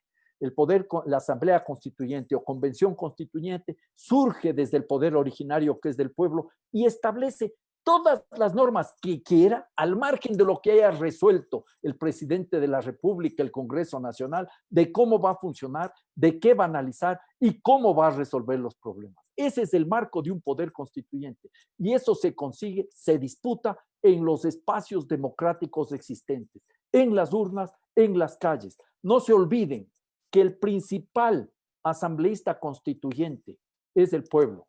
Los principales asambleístas constituyentes son la ciudadanía, los hombres y los jóvenes y las mujeres en las calles que tienen que multiplicar todos aquellos cabildos constituyentes para estar permanentemente atentos y escribir entre todos esa nueva Carta Magna, ese proyecto de vida en común de ese Chile que ustedes quieren construir. Ese es el gran reto que tienen entre manos. Muchas gracias, Alberto. Ahora me voy a dirigir a Nancy.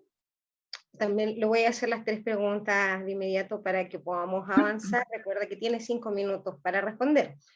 La primera, ¿cuál es la relación entre el rol subsidiario del Estado y el hecho de que el Estado no garantiza los derechos sociales, económicos y políticos? La otra, ¿cómo observa el rol de los pueblos originarios en la construcción de un proceso de asamblea constituyente desde la perspectiva de los derechos humanos?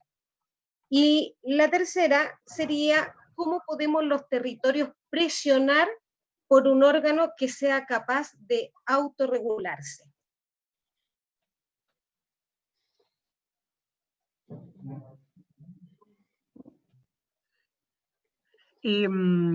A ver, respecto a la primera pregunta,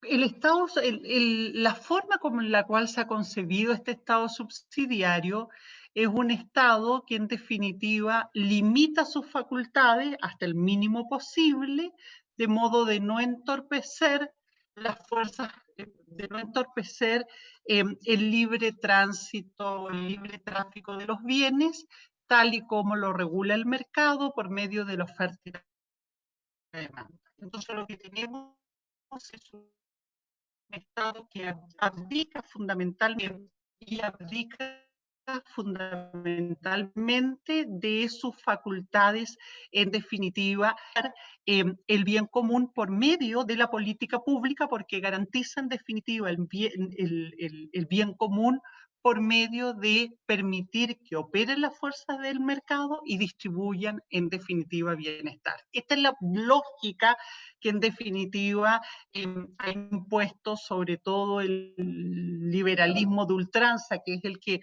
manejamos, que es el que nos ha venido regulando en Chile desde la dictadura militar hasta la fecha, que en definitiva entiende que vamos a resolver el bienestar por medio de la distribución, en definitiva, del crecimiento económico a través del chorreo.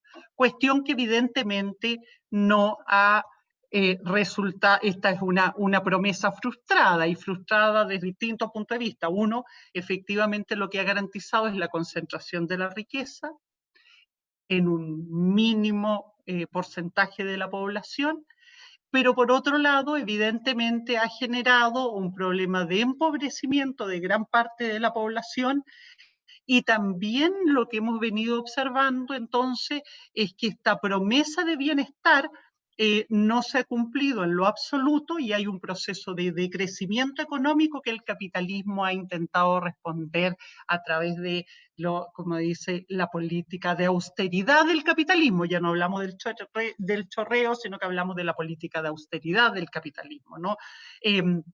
Finalmente, de lo que estamos evidentemente dando cuenta a través de este mecanismo, en definitiva subsidiario, es de un Estado capturado por los grupos de poder político y económico. En consecuencia, ese Estado tenemos que reemplazarlo. Ese Estado es un Estado que está condenando a Latinoamérica a la pobreza.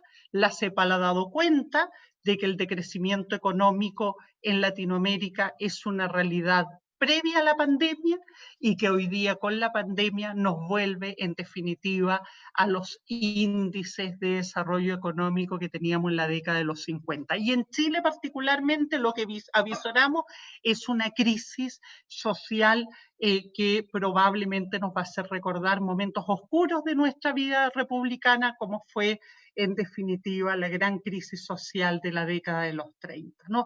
O sea, evidentemente es un modelo en crisis y por eso hay que reemplazarlo. O sea, el poder constituido, expresado a través de este marco constitucional que estableció este modelo de Estado, ha hecho sin lugar a duda una crisis que es indispensable. Que me dan un, por favor.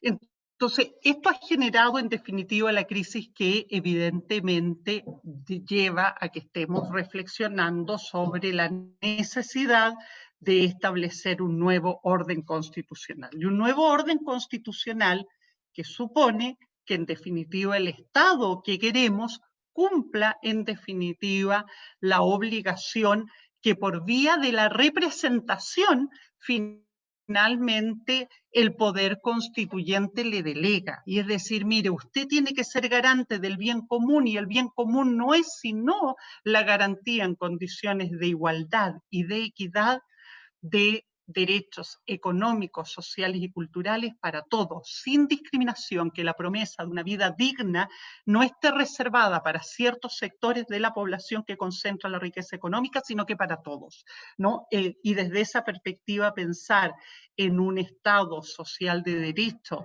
en un Estado que entiende que el bienestar es estructurante de su rol institucional, es evidentemente algo a que aspiramos. Si hoy día uno mira a los estados que a nivel mundial han logrado sortear de mejor manera la pandemia, son precisamente aquellos que siguen teniendo como base de su estructura institucional el ser un estado de bienestar, ¿no?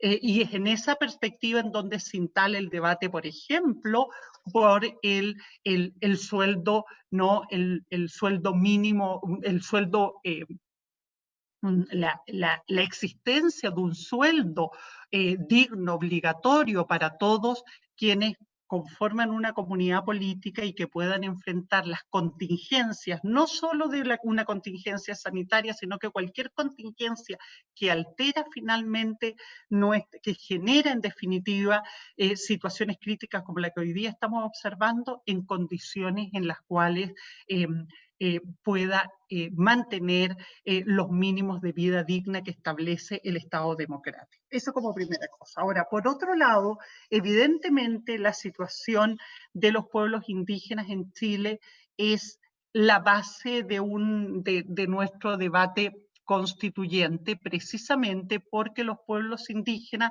han sido excluidos de toda la historia republicana chilena. Y no solo han sido excluidos de toda la historia republicana chilena, sino que además fueron sometidos, colonizados y confiscados por la República de Chile. O sea, la ocupación de los territorios indígenas donde habitan los pueblos que hoy día exigen su reconocimiento constitucional fueron ocupados militarmente por Chile con posterioridad al proceso de independencia. Entonces, uno, el proceso de independencia no es garantía de descolonización, pero dos, los la República agudizó los procesos de subordinación y de colonización de los pueblos indígenas y colonizó Rapa Nui, colonizó los pueblos andinos a través de la Guerra del Pacífico, colonizó al pueblo mapuche con la ocupación militar de su territorio, colonizó a los pueblos del extremo austral por medio del otorgamiento de sus territorios para concesiones de explotación de empresas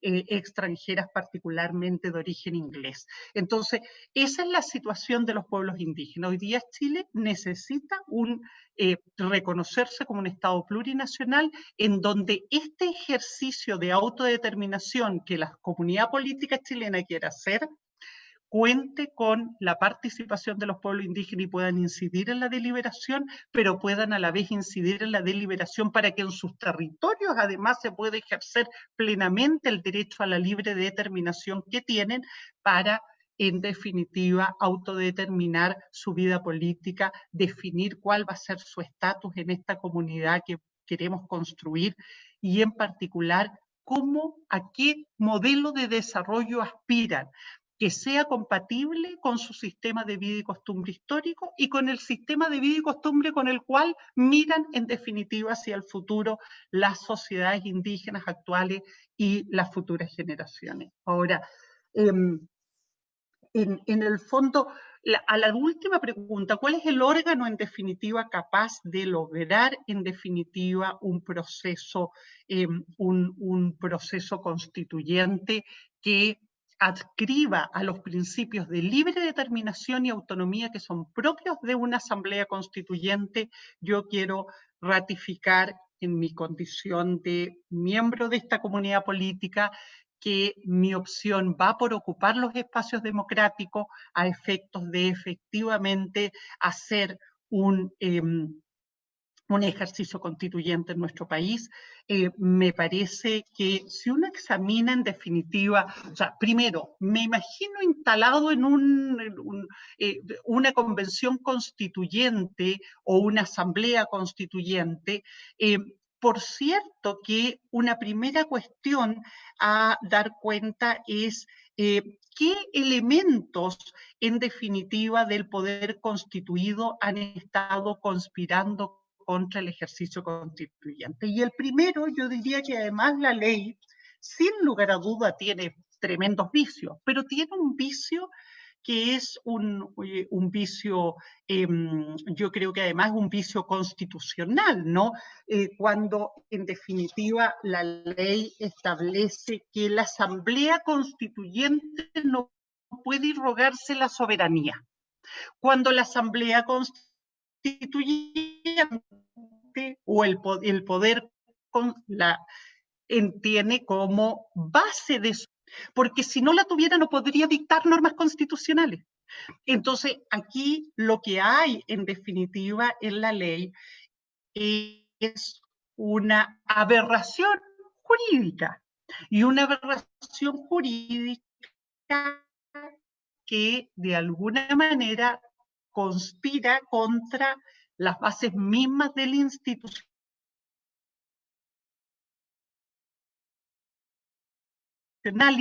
que hoy día incluso porque si nosotros, que es la expresión política del pueblo. Ahora, nosotros estimamos que esa nación es colonial en la medida que no voy a terminar con esto, pero perdón, me extendí mucho más, pero lo que quiero señalar tanto en el debate político de hoy, así como lo estamos haciendo en este acto electoral, como en la conformación misma de la Constitución, de la Asamblea o de la Convención Constituyente, no tenemos que aceptar como válida este tipo de normativas, porque hay dos cosas aberrantes si uno las mira, ¿no? Una, decir que la Asamblea Constituyente no puede irrogarse la soberanía, cuando si no se irroga la soberanía no puede dictar normas. Y lo segundo es decir, mire, esta convención constituyente tiene que actuar con los 2/3 en circunstancias que ejerciendo la soberanía y el poder de dictar normas puede ejercer ese acto soberano.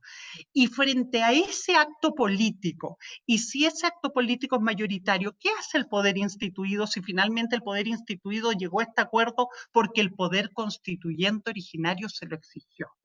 Y en último término, me parece que además la ley es aberrante, yo coincido en eso, y por eso mismo cae por su propio peso, como todas las normas que no son en el fondo fruto o expresión de los principios de la democracia, cuando hace un trato diferenciado entre los asambleístas constituyentes y los representantes que pueden ser miembros del Parlamento, ¿no? En definitiva dice, mire, incluso en términos monetarios, o sea, si este órgano está integrado por un representante del Parlamento, va a tener esta remuneración exorbitante que tienen los representantes parlamentarios en nuestro país.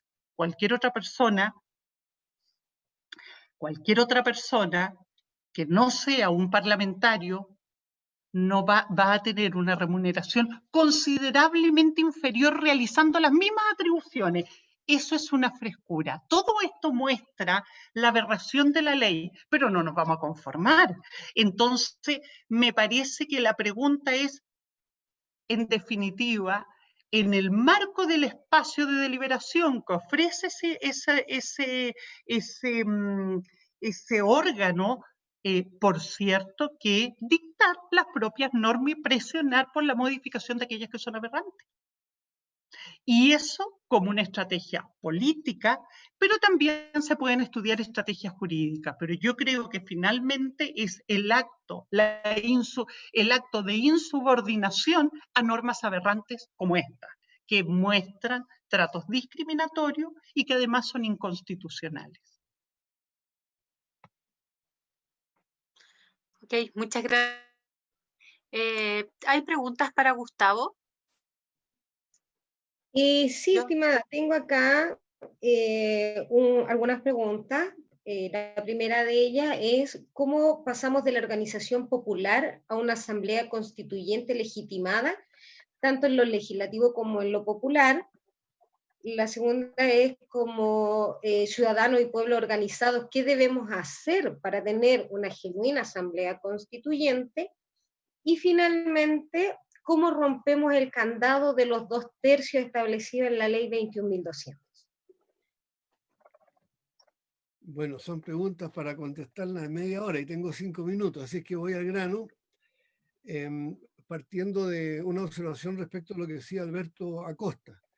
En Chile, como es sabido, las fuerzas democráticas, las fuerzas populares tenemos una larga experiencia de lucha dentro de la legalidad. Allende tiene un famoso discurso ante el Congreso Nacional en su primer mensaje al Congreso Pleno en mayo del año 1971, en que dice, los cambios que queremos hacer no caben dentro de esta legalidad, pero igual respetamos esa legalidad. Es decir, nos hemos pasado décadas buscando resquicios para poder salir a la calle, para hacer asamblea. Esta misma reunión es un resquicio, ¿no?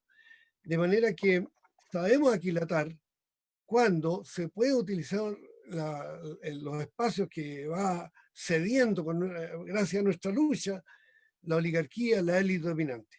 Entonces hay que partir de la base que este acuerdo de paz y esta ley 21.200 fueron hechas no para democratizar a Chile, no para cambiar el modelo económico que hundió a Chile en el pantano y llevó a la miseria a más de la mitad de la población, sino que esto fue hecho como una maniobra de sobrevivencia del gobierno y de los partidos parlamentarios que han tenido 30 años, han sido corresponsables unos y otros en una especie de partido transversal que ha estado durante 30 años en el gobierno y que han custodiado los bienes de las empresas extranjeras y aplastado al pueblo chileno en el sentido de amputarle su capacidad de decisión soberana.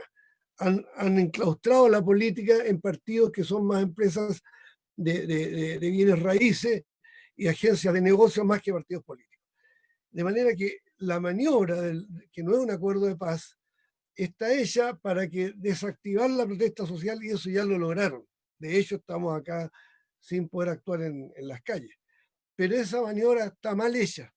Está tan mal hecha que ya el domingo pasado hay 2 editoriales del Mercurio en que conspicuos representantes del bloque en el poder dicen que no es posible realizar el plebiscito el 25 de octubre. ¿no? Porque fue hecha, como digo, con el objetivo de desinflar el movimiento social, de desactivarlo, de dividirlo, de congelarlo. Y fue hecha a tontas y a locas. Poquitos días antes que dictaran esta ley, que yo invito a nuestros auditores y televidentes a leerla, porque una de las trampas que hay es que el público no ha leído esta ley. Si el público leyera la ley, se daría cuenta que es todas las trampas que tiene y que detalló Nancy, por lo cual me ahorro de describirlas. Pero uno de los factores que presionó para una salida tan grotesca, tan antidemocrática, tan inconstitucional, tan burda, además por las contradicciones que tiene el articulado de esa ley, la ley 21.200, es una declaración de Mike Pompeo, secretario de Estado de Estados Unidos, anunciando lo siguiente, lo cito textualmente: si continúa la inestabilidad social en Chile, sería necesario recurrir a un nuevo Pinochet y Estados Unidos lo apoyaría, cierre comillas. Esa declaración, el monopolio de la dictadura, los medios de comunicación que hay en Chile, no la difundió en Chile, en el resto del mundo sí fue ampliamente difundida. Entonces, volvemos a la doctrina Monroe. O sea, ¿a quién le cabe duda en este momento que todo el cobre que Estados Unidos se lleva a Chile, que toda la riqueza, los fondos previsionales, la AFP, los va a entregar así libremente para que una asamblea constituyente los recupere? Obviamente que va a poner todas las cortapisas del caso, y por esa razón es que nosotros tenemos que mantener firme el timón de la lucha por una asamblea constituyente y denunciar el carácter fraudulento de la convención mixta y de la convención constitucional. La aclaración que te quería hacer, Alberto, es que yo personalmente asistí con Roberto Garretón y Hernán Bocelán a una entrevista con el director del Servicio Electoral hace más de 10 años, y el director del Servicio Electoral nos demostró que nosotros teníamos la razón y que la legalidad en Chile permite marcar el voto sin anularlo. Basta que tú escribas la parte blanca del voto, asamblea constituyente, y ese voto es válido, no es nulo, y así lo ha reconocido formalmente por escrito y ante la prensa el Servicio Electoral. Es una característica específicamente chilena, probablemente en otros países no exista, pero nosotros estamos utilizando ese resquicio para hacer un acto de difusión, de dignidad, de reafirmación de nuestro espíritu ciudadano, nuestro espíritu soberano, ¿no? Libertario, y para reivindicar que a nosotros no nos van a quitar por una plumada, por una maniobra cupular, como fue el acuerdo de paz, el derecho a decidir nuestro propio destino en una asamblea constituyente. Ahora, el otro problema, que es ya más puntual, es que si el 25 de octubre se realiza ese plebiscito, con pandemia, con estado de excepción, con la gente con cuarentena, con distanciamiento a 2 metros de distancia cada uno de las filas de votantes, con una situación de contaminación de potencial epidemia a portas, eso va a ser un desastre. Y como va a ser un desastre, puede que vote una parte de la población, pero después viene una elección en abril de municipales, de CORE, consejos regionales, de gobiernos regionales, o sea, los actuales intendentes, ¿no? Y luego vendría una elección en octubre de los convencionales, de los que serían los miembros de la Convención Constitucional o de la Convención Mixta, ¿no? Es decir, en octubre del próximo año estarían recién eligiéndose los delegados, y en noviembre del año próximo es la elección de diputados, de todos los diputados, de la mitad de los senadores y de presidente de la República. ¿Qué significa eso?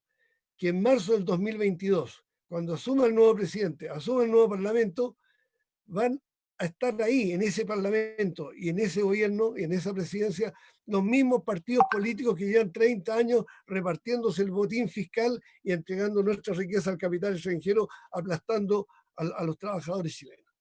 Es decir, ellos van a administrar la transición, y la supuesta nueva constitución entraría en vigencia el año 2023 prácticamente, ¿no? Es decir, están con este acuerdo de paz y con la agenda que fijaron, están haciendo un plan, un itinerario que los deja con mucho tiempo para arreglar sus alianza entre ellos. Yo creo que igual están liquidados porque como Chile es un apéndice del capitalismo global del norte, del capitalismo central, Chile no va a tener mercados para colocar sus recursos naturales, los precios de nuestras materias primas están muy mal y la opinión pública no está en un estado de exasperación, de indignación y de rebeldía que estos señores no pueden administrar. Por lo tanto, a mi entender, si ellos deciden hacer la convención, el plebiscito el 25 de octubre, les va a ir pésimo. La mayoría va a marcar el voto o no va a votar.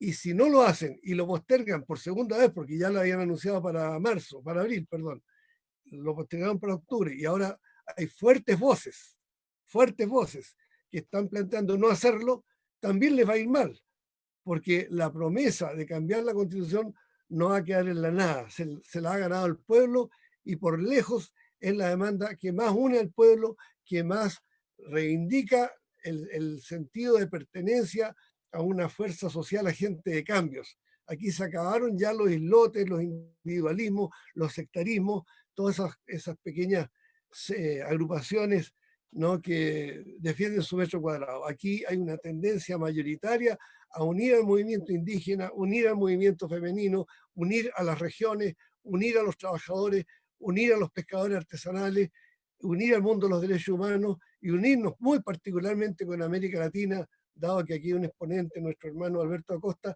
La unidad con América Latina es un derrotero muy importante para que en Chile la Asamblea Constituyente piense en un futuro hermanado con los pueblos de América Latina. Muchas gracias por el espacio. Felicidades.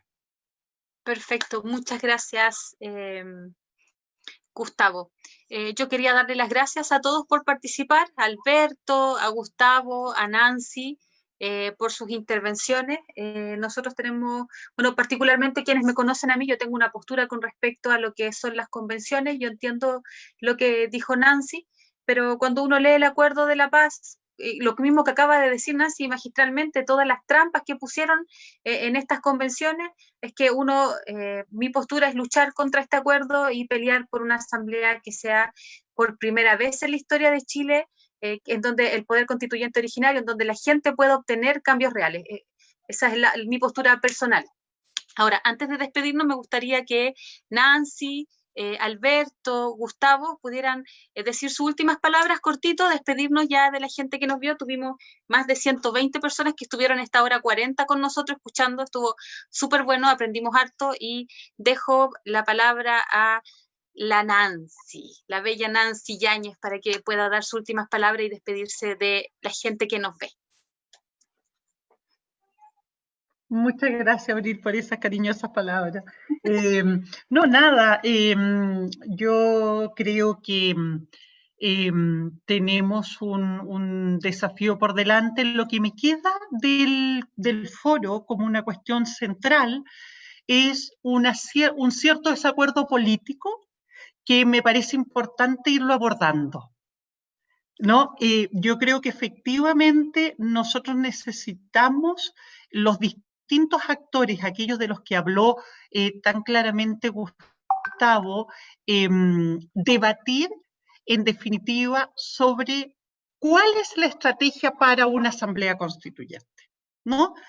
Porque en el último tiempo nos hemos detenido más bien en cómo cambiar la Constitución, pero en realidad también nosotros nos estamos entonces equivocando en el camino, porque si la propuesta es decir, mire, vamos a pelear por una asamblea constituyente y vamos en definitiva a presionar políticamente por echar por tierra este acuerdo de paz, porque nos parece que sus trabas son tantas que finalmente va a frustrar la expectativa de una asamblea constituyente, debiéramos concentrar nuestras deliberaciones en ver cuál va a ser el mecanismo político, jurídico, etcétera, para esa asamblea constituyente al margen de este derrotero.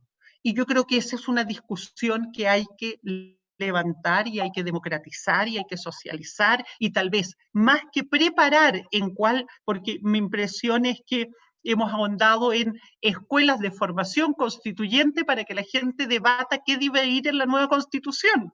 Pero es una contradicción decirle a la gente, debata sobre qué debe ir en una nueva constitución, cuando en realidad nos parece que debiéramos, en definitiva, deliberar en buscar un derrotero alternativo a este. Yo estoy abierta a ese debate, me parece que es interesante plantearlo, pero es fundamental hacerlo lo antes posible, porque en definitiva tenemos inminencia de tener una postura lo más consensuada posible, incluso previo a las urnas, a fin de evitar que los distintos actores que podríamos tener consenso vayamos también por derroteros distintos y dispersemos votos y no sé, ¿no? Entonces, creo que hay una discusión política estratégica pendiente, es lo que me queda claro del foro de hoy día, y animaría a todos los que han participado a que debatiéramos concretamente este punto, el cese del Parlamento, la Asamblea Constituyente, y pongamos todos nuestros esfuerzos en ese debate a fin de tener en definitiva propuestas alternativas también claras, porque si no las hay, se va a imponer el otro derrotero. Y por ahí también se van a diluir las fuerzas políticas que se han congregado en torno al movimiento social que finalmente nos ha llevado a este estado de cosas que creo que sin lugar a dudas es un escenario político que hace un año ni soñábamos. Eso. Muchas gracias. Muchas gracias, Nancy, por habernos acompañado hoy día. Las últimas palabras, cortito, Alberto, para que la gente se despida de ti, tú te despidas de ellos. Bueno, en primer lugar, les agradezco por la oportunidad. Es siempre muy grato de partir con Nancy, con Gustavo y poder conversar sobre los problemas de Chile. Yo he tratado de brindar aquí alguna experiencia de los procesos constituyentes de América Latina y creo que esa es una buena forma de aproximarse, tanto para analizar el contenido de las constituciones como para ver cuáles han sido sus errores y sus logros que permiten no solo mejorar la Carta Magna, la Constitución, sino establecer caminos para que se lleguen a realizar esos procesos constituyentes. Los caminos de un proceso constituyente, inclusive en países como Ecuador, que tiene una riquísima y triste experiencia constitucional por tantas constituciones permanentemente atropelladas e irrespetadas, no son fáciles. El poder nunca va a ser dádivas. No quiero yo entrar a profundizar el tema que ustedes conocen mucho mejor, pero Nancy señalaba algo hace pocos segundos que es importante. Hace un año ni siquiera se imaginaba la posibilidad de discutir estas cuestiones en Chile. Incluso la misma ley tramposa, esta ley 21.200 o 21.200, este acuerdo de paz, no es que es una concesión graciosa del poder constituido, sino se vieron forzados a dar determinados pasos en esa dirección. Ese es el camino, hay que presionarle al poder por todos los lados, pero algo donde no se puede fallar es en la necesidad de evitar la dispersión de las fuerzas que en definitiva quieren un cambio estructural en Chile. Hay que sumar todas esas fuerzas, desde el mundo indígena, desde el mundo reclamo de las mujeres, los feminismos, desde los trabajadores, desde la juventud, que yo le he visto personalmente en las calles de Chile. Yo estuve en la Plaza Dignidad, yo estuve bailando y también llorando por los gases lacrimógenos en la Plaza Dignidad. Lo que hay que trabajar aquí es por la unidad. La unidad hace la fuerza. Y luego hay que enfrentar los temas con mucha creatividad, con mucha capacidad de respuesta en el momento sin perder de vista el largo plazo. Eso demanda una gran capacidad también de acción y mucha alegría. Les deseo lo mejor. El triunfo de ustedes será el triunfo de nuestra América. Les abrazo desde los Andes ecuatorianos. Y me van a disculpar que en 1 o 2 minutos me tengo que retirar, porque empiezo otro foro a las 7 de la noche. Allá son ya las 8. Ok, entonces cortito, Gustavo, para que te puedas despedir. Bueno, gracias, Alberto, por tus palabras, por tu amistad, por tu sabiduría. Gracias, Nancy, por tu compromiso y tu rigor académico, científico. Gracias, Abril, Jocelyn. Espero que nuestros foros nos permitan profundizar en los próximos meses, son más de 12 foros que tenemos por delante, esta cortina de humo, aquí esta cosa espesa que no permite ver, los árboles no permiten ver el bosque. Nosotros tenemos una ventaja muy grande. Nuestro enemigo viene en picada hacia abajo. El imperio que se nos instaló por encima de los intereses de la patria chilena está mostrando un nivel de putrefacción, de división, de descomposición, de corrupción que no nos hubiéramos soñado. Y a raíz de eso, entonces, también la opresión local se ha ido desintegrando. Y por eso hoy día tenemos un bando que quiere a toda costa pasar en la trampita del 25 de octubre y hacernos votar creyendo que con eso se va a solucionar la crisis chilena, y la posición de otro sector, probablemente más pragmático, que dice no hagamos ese plebiscito, posterguémoslo indefinidamente, no hagamos el acuerdo de paz, aunque lo han firmado ya con dos votaciones en el Parlamento, o 2/3 del Parlamento. Ellos tienen esa pelea, nosotros no tenemos esa pelea. Nosotros tenemos un camino propio, la Asamblea Constituyente. La generamos desde la base, hacemos la votación universal, directa, secreta, informada, como se hace en democracia, elegimos los delegados, redactamos la nueva constitución, terminamos con las leyes secretas, terminamos con las leyes orgánicas constitucionales y recuperamos Chile para los chilenos. Es un rumbo claro, es una acción clara. Si hay votación el día 25, vamos ahí a marcar nuestro voto Asamblea Constituyente, porque estos señores de la élite nos prohibieron que pudiéramos votar de acuerdo con nuestro propio parecer. A nosotros no vamos a permitir esa prohibición. ¿Quiénes son ellos? Si tienen el 95% de la opinión pública en contra, que nos vengan a presionar, a obligar Capicúa a optar por dos soluciones que son enteramente tramposas. De ahí que yo creo que estamos sobre una razón muy valedera, históricamente certera, correcta, y la experiencia del movimiento popular chileno va a jugar en esta coyuntura para que salgamos airosos. No diré cuándo hará constituyente, pero que la vamos a hacer, la vamos a hacer. Y muchas gracias. Muchas gracias, Gustavo. Muchas gracias a todos. Jocelyn, amiga, muchas gracias también por acompañarnos y lo esperamos en los próximos conversatorios. Recuerden que todos los martes y los viernes se van a hacer conversatorios y se van a ir anunciando. Y le voy a tomar la palabra después a Nancy para volver a tener un conversatorio y conversemos esto de cómo lograr una alternativa a este acuerdo. Un besito para todos y nos vemos en la próxima. Chao, chao.